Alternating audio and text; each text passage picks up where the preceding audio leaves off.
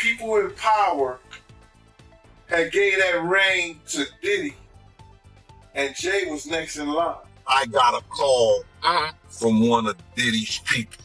Okay, this is set up. Yeah. And I didn't say who it was. Right. You know, and I just said he wanted to talk to me. Okay.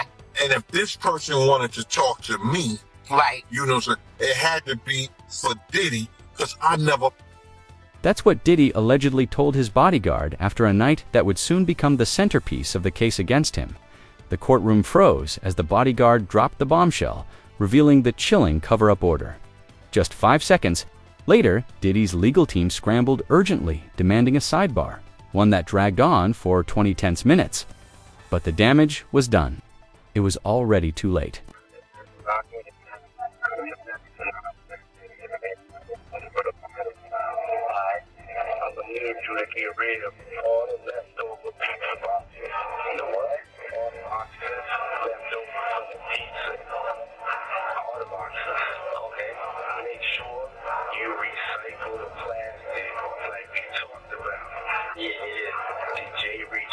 The scary part is that in certain circles, ordering pizza doesn't mean food.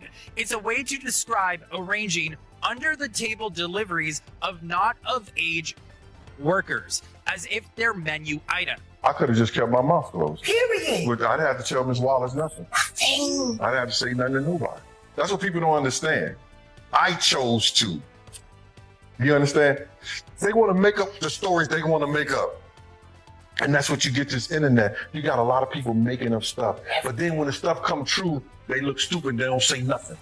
Roger Davis, once the trusted head of security for Diddy, delivered a shocking testimony that shook the courtroom. Calm but intense, Davis described working for Diddy from 2015 to 2023, often by his side for over 18 hours a day. "I saw everything," he said, his eyes locked on the prosecutor. The turning point came when he was asked about the night of March 13, 2022. Davis revealed he was ordered to activate Security Protocol 7, a strict lockdown procedure involving blacked-out communication. No phones, no recordings, and only pre-approved people allowed inside. Prosecutors then revealed 6 text messages from Diddy the next morning, including one that read, "Make sure everything from last night is gone." Davis said he met Diddy at 6:30 a.m. and found him paranoid and visibly shaken. When asked why he chose to testify now, Davis admitted Diddy had threatened his family if he ever spoke. The courtroom went silent.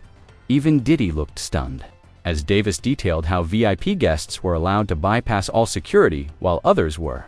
Strictly monitored, the defense scrambled with objections, but most of his testimony stayed on record. My reaction was, he's up to the same games.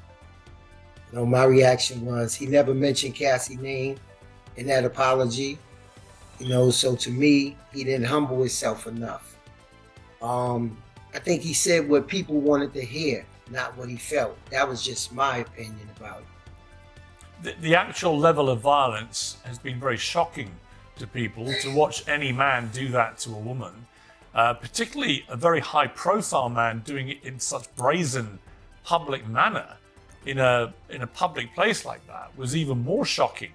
That he had no compulsion about doing this where there may be cameras.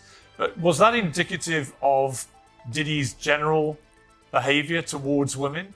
In my light, I would say yes. In my light, I would say yes. It didn't surprise me when I saw it, because I've seen things to this nature before. I've gotten in between things of this nature before. And this was back in 2012. As we heard, he came back to the hotel and he paid to get the footage, but didn't know, which Cassie said inside her complaint, that they gave her a copy of the footage also. You know what I'm saying? So when you go through life just paying your way out, I really feel like he wasn't sorry about that. Yeah, he might be sorry now. He's sorry that he got caught. How many times did you personally witness him be violent towards women? Around 4 or 5 times. And was that all with Cassie, or was it Cassie and other women? I seen him with Cassie, and I seen him with Kim Porter, his kid's mother. I've seen them get physical. I've seen him get really physical, grab him up, It was one time that Cassie mentioned inside her lawsuit where she said she had to go over to the London hotel. Applied to take drugs. Did you witness that? Well, I definitely witnessed that. You know, drugs was a regular thing there for both of them, and I didn't have no idea that he was forcing her. Roger Davis's testimony sent a chill through the courtroom as he began naming A-list celebrities tied to Diddy's secret gatherings. Jurors visibly reacted. One covered her mouth in shock. The prosecutor moved methodically, showing photos and asking simple yes or no questions. At first, Davis confirmed familiar names, nothing surprising. But when one particular photo appeared, everything changed. Davis paused, looked at his lawyer, then revealed the person was on Diddy's secret VIP list, a separate guest list stored in his personal phone under code names. These guests weren't listed officially and were treated differently from the start. Davis explained they received vague invites using terms like after party, signaling they should arrive late after most guests had left. He personally escorted them through back entrances, avoided cameras, and even had building security disable surveillance. Only select people were asked to sign NDAs, what Diddy called different levels of secrecy. Davis revealed that some celebrities were brought into private inner rooms, off limits to even his closest staff. Finally, he named stars who were secretly recorded 3 musicians, to actors and influencers. As the names were read aloud, Diddy's confident look faltered, his jaw clenched, his whisper to his lawyer urgent. I would say this, it is kind of funny to me, man, is that Diddy used to hate Jay-Z. He hated Jay-Z enough where he was trying to get Ja Rule to go at Jay-Z. This is back in the early 2000s. I hope it's not the Bieber. But if they saying that the guy is young and he's an A-lister, I can't think of that many black people. And somebody that's more powerful, more of a celebrity than Diddy. You understand what I'm saying? If they were saying somebody that was more celebrity than Diddy, he was an A-lister, he was younger. You know what I'm saying? And if he's not black, it would have to be the Bieber. That's his name, Bieber? They said I got that wrong too. Justin Bieber, allegedly. I don't know, bro. The defense made one final. The names remained part of the official court record, and by morning, they would be all over the internet. What made Roger Davis's testimony especially devastating wasn't just the caliber of the celebrities involved, was the calm, matter-of-fact way he described the activities these VIP guests engaged in. Activities that eerily mirrored the allegations Diddy's accusers had been making for months. The defense had long dismissed those claims as exaggerated or impossible, but that carefully crafted image was now collapsing, piece by piece, with every name Davis confirmed and every secret he brought to light. But this chick that's being shopped around, a Diddy and another Mill, they say the other Mill is an A-list celebrity. I would wonder if he's white or black.